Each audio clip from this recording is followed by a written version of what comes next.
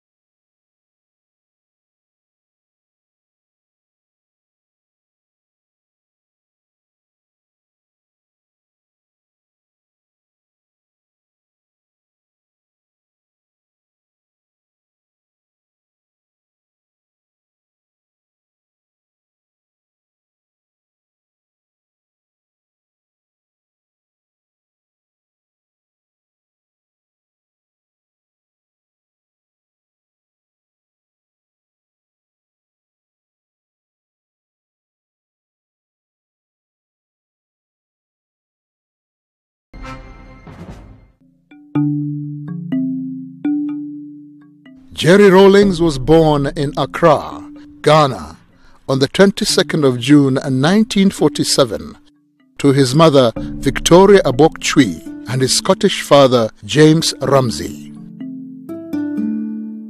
He attended Ghana's prestigious Achimota School. An elite school at the time, Achimota was founded on the principle of providing African students with the British model of a public education.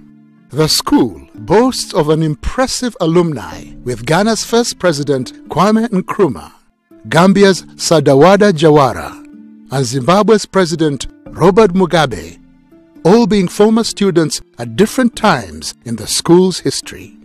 I must say that it probably was one of the finest times of my life. It's Motor School.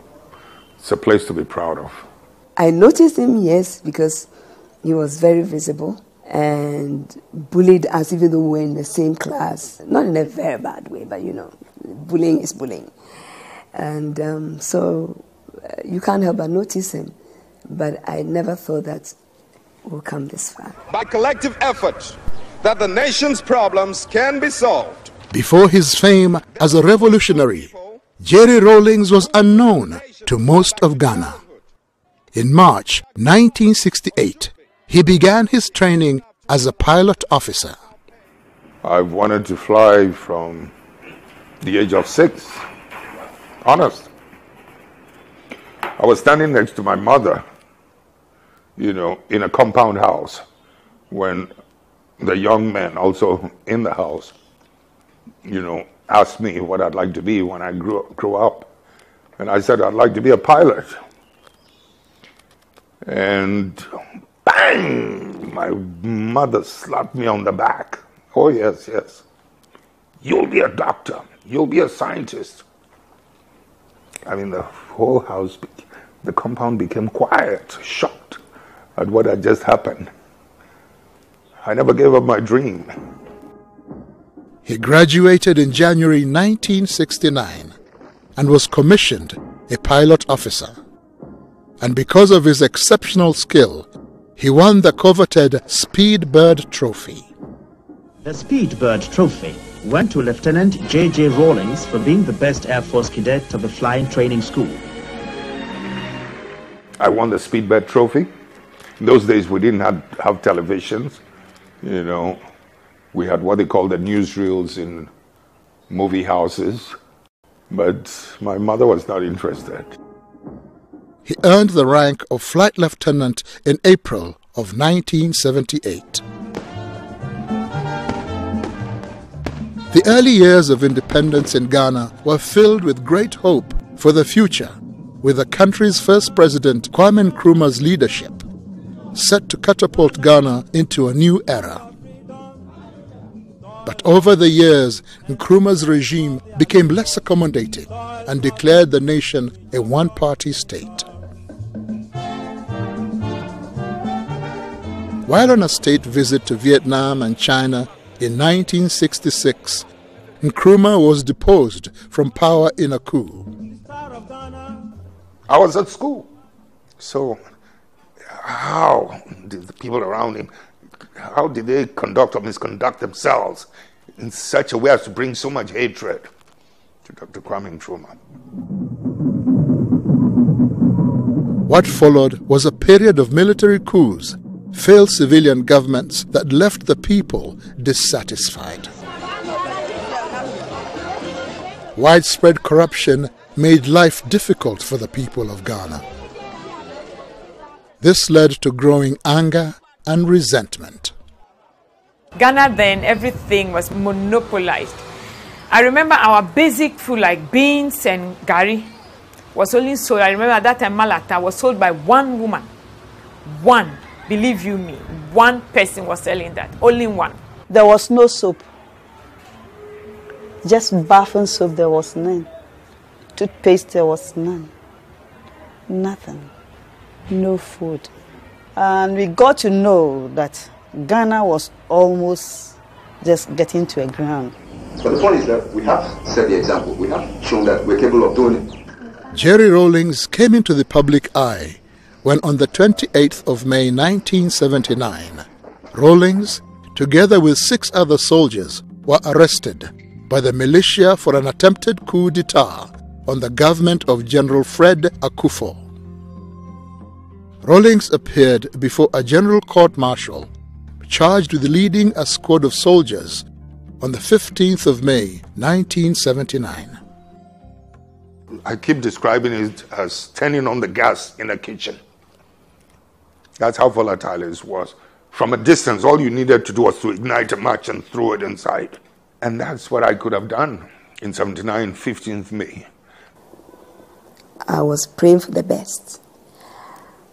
I also knew exactly what was going on in the country and knew that he had taken the flag for all of us.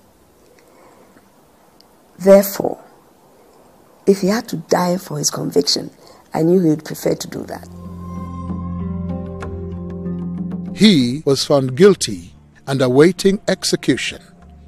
The trial was a public one that was meant to deter any future coups and was broadcast for all of Ghana to see and hear. They were, they were trading some things amongst themselves, the prosecution and the lawyers and whatnots, and severally and whatnot, those terms they use. So I got up and grabbed the microphone,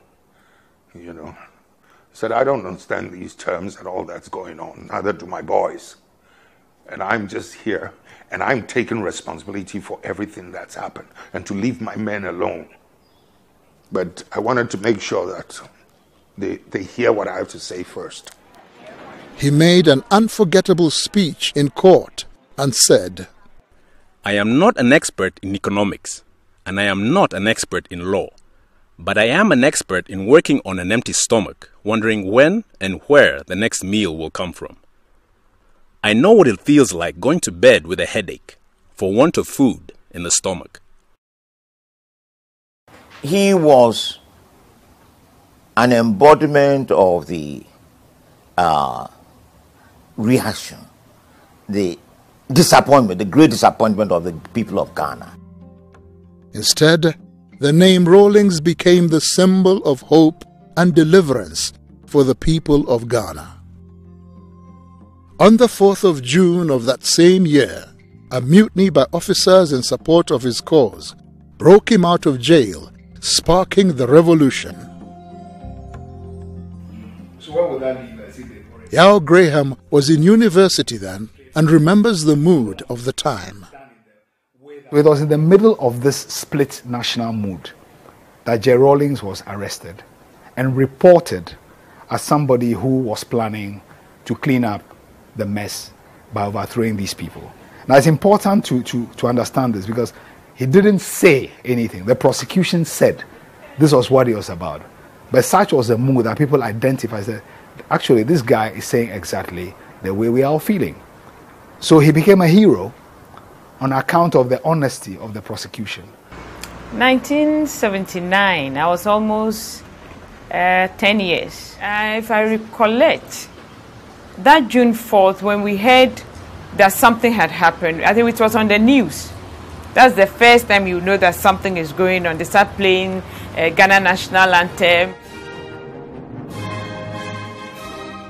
So we knew that another person had taken charge of the country. But who, they were not really sure. Some people went and spied and realized that when he alighted from the helicopter, the men picked him up. And when we saw him, we started screaming, JJ, JJ. And my dad would shake his head and say, wow, we are in trouble and our kids are hailing this man.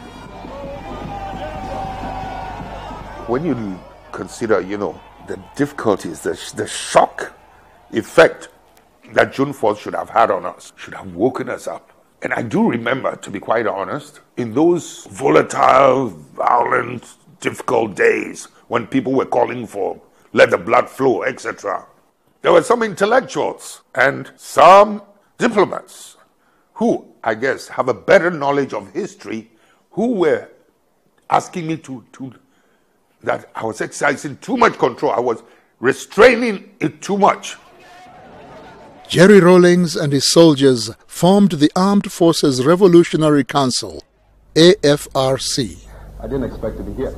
Later, the AFRC carried out what Rawlings described as a house cleaning exercise. This was basically the identifying of leaders that were deemed corrupt.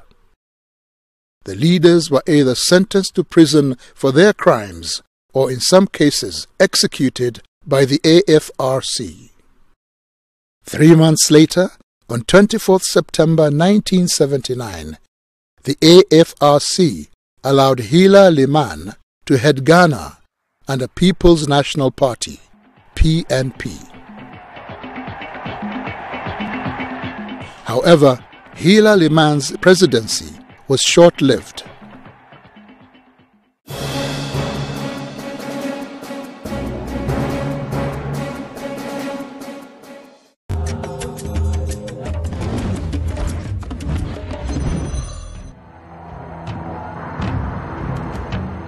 On 31st December 1981, after only 2 years as president, Liman's administration was cut short when Rawlings ousted him in yet another coup, claiming that his government was taking Ghana down a road of economic ruin. But it was his second coming, as we call it here, the 1981 coup d'etat, that then made him the figure that he is today. That was when people encountered him directly or indirectly. It was a fairly difficult period. The PNDC is a government that is or should be run by the people. I ended up in office not because I wanted to be chairman, to be head of state, but it was just my passion to see justice done, my love of freedom. That's what puts me always in this position, or put me in this position. Rawlings' government was called the Provisional National Defense Council, PNDC. PNDC was made up of both civilians and soldiers. The government set about to restore the nation's pride and infrastructure through hard work, determination, and mass inclusion. The politics of the country was being driven very much by ordinary people, by young people, particularly students, and a lot of the people who fanned out across the country to build a base for the PNDC. Students took months, university students took months from school to go and lift cocoa for export. The symbolism of that was very important. I belong to the generation that actually had to stop schooling, and we had to go out working to get cocoa from the farms to the ports to be exported and other things. it brought us awareness. If earlier on we thought there was a thin divide between the people and government, now that alone told us that we are the government and it's the people who make up the government, and that it is time for us to stand up for our own rights. That is what Jerry Rawlings represents for most of the people of my generation.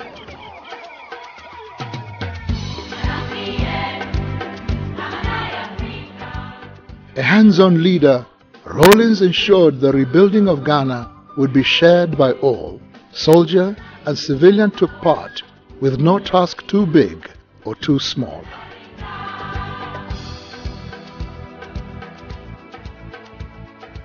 His passion is the underdog not being maltreated or mistreated, and looking at a situation where if we have, let's say, 6 million Ghanaians, he wants to bring all 6 million Ghanaians to a certain level of livelihood. I know him to be a passionate man. He wants things done immediately. I always say Kwame Nkrumah always wants things done yesterday. And Rawlings wanted things done immediately, quick. They have that one in common. He's the type who does not mind getting his hand dirty.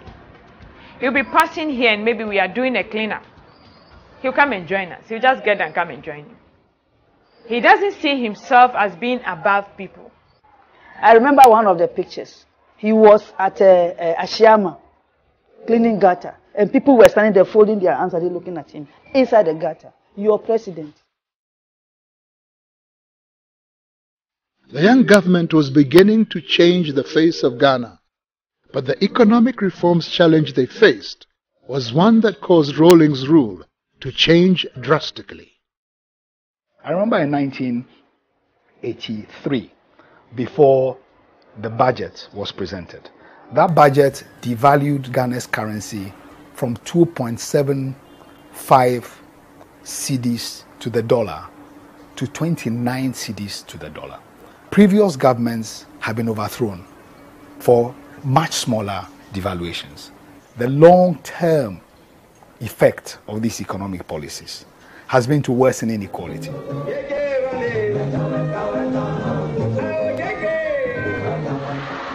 Rawlings' government's response to its critics was to clamp down on opposition. The media in particular was hit hard.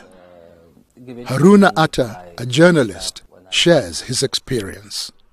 Those were what one would describe as the bad old days when journalists were under siege, sort of. At that time, he was very much seen as the dictator, like the quintessential African dictator.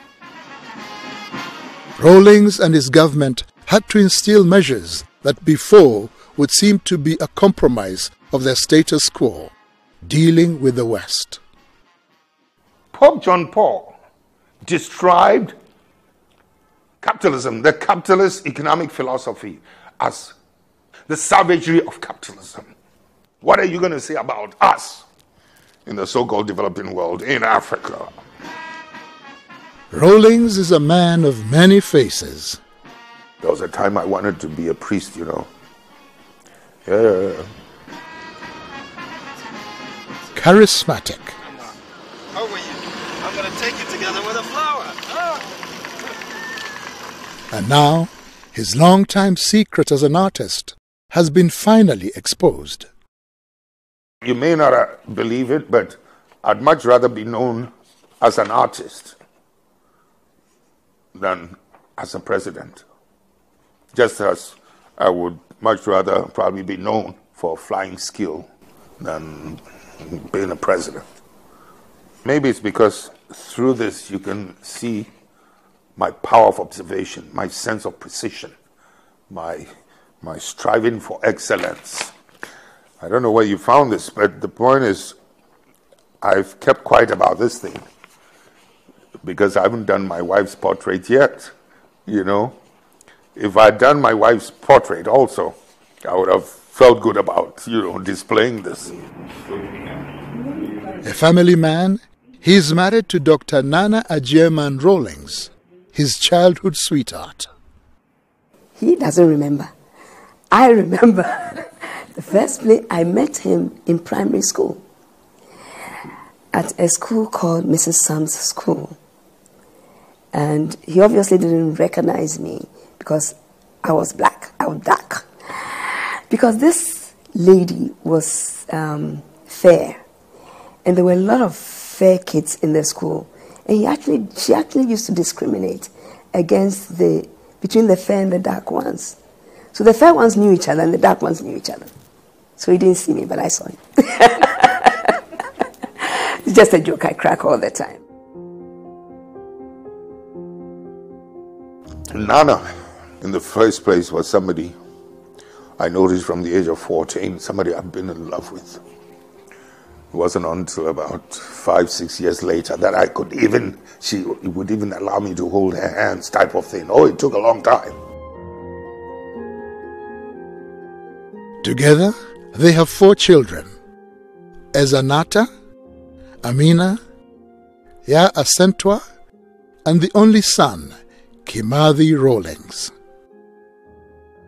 As if to protect them, Rawlings, being in the center stage of politics, created a deliberate wedge between his children and himself.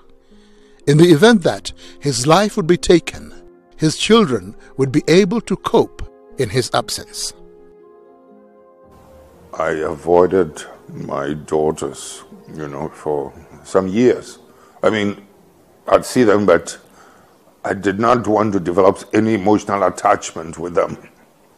I mean, I longed for it. I wanted to hug them and things like that, but I was afraid if we developed that emotional attachment and something happened, I wasn't too sure how they would be able to cope or handle it. And that's why I kept that distance, you see what I mean? Deliberately, because of the reason I just gave. There was not a good balance in terms of family and work. So I had to be mother and father to them almost throughout their life till they were adults. Yeah. It wasn't easy.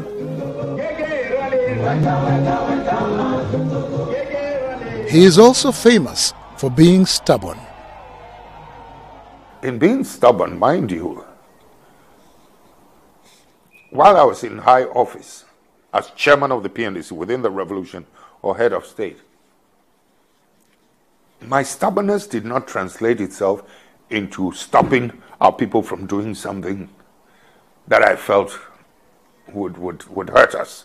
One would sometimes allow it in order not to break the growing confidence in our people. They sometimes needed to make a mistake. My stubbornness did not stand in the way.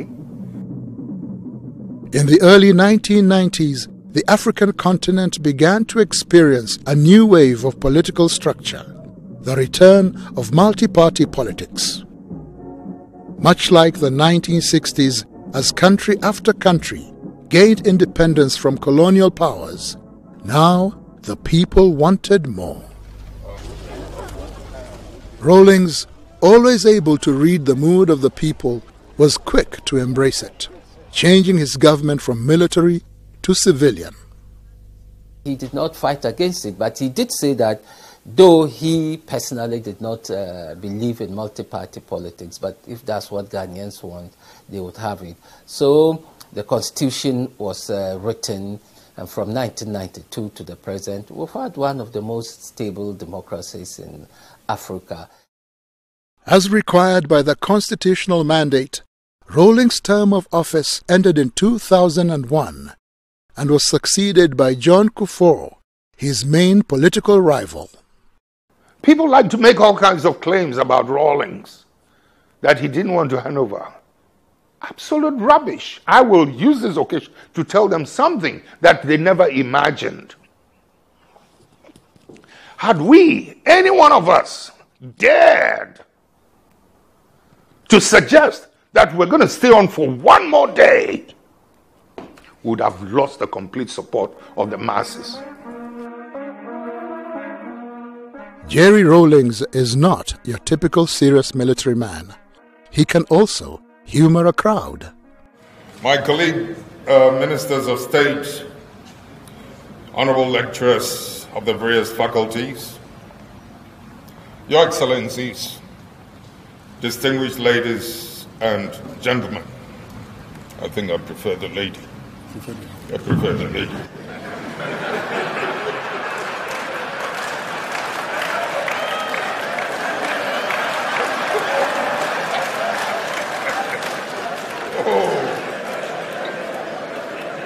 I mean, this little warm too you want to enjoy. You want to come on.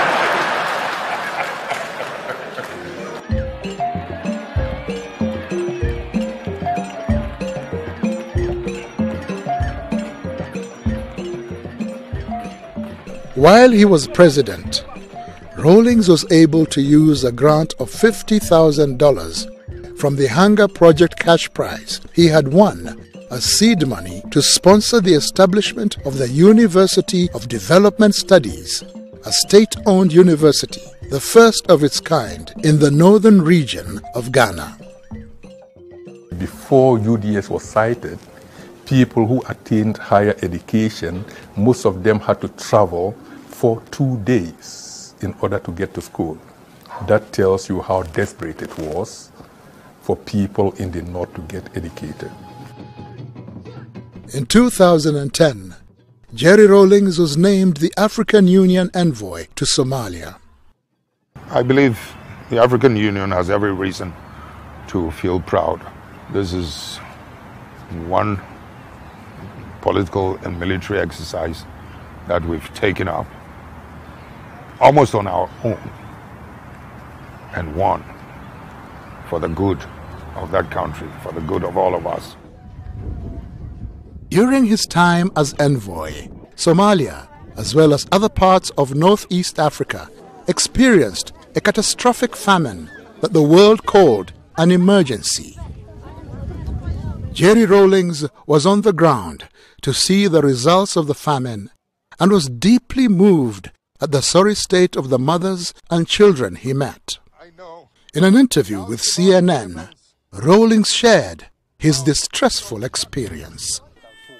When you look at the resilience, the fortitude, the strength in these mothers, holding onto these feeble, fragile children, as sorry as you feel for them, you cannot help but also admire, their sense of courage and determination. I mean, let's do what we can. You're clearly moved by what you saw.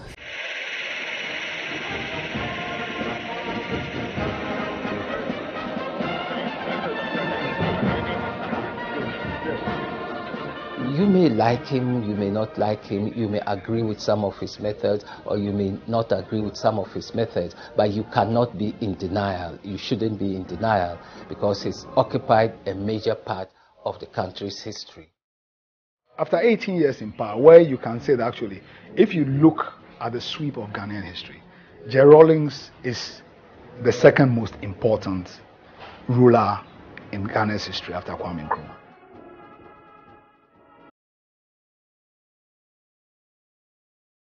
Nelson Mandela once said, "When a man has done what he considers to be his duty to his people and his country, he can rest in peace."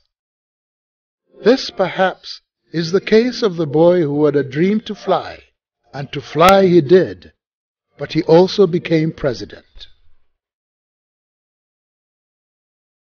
John Jerry Rawlings, the man who came, saw, and conquered.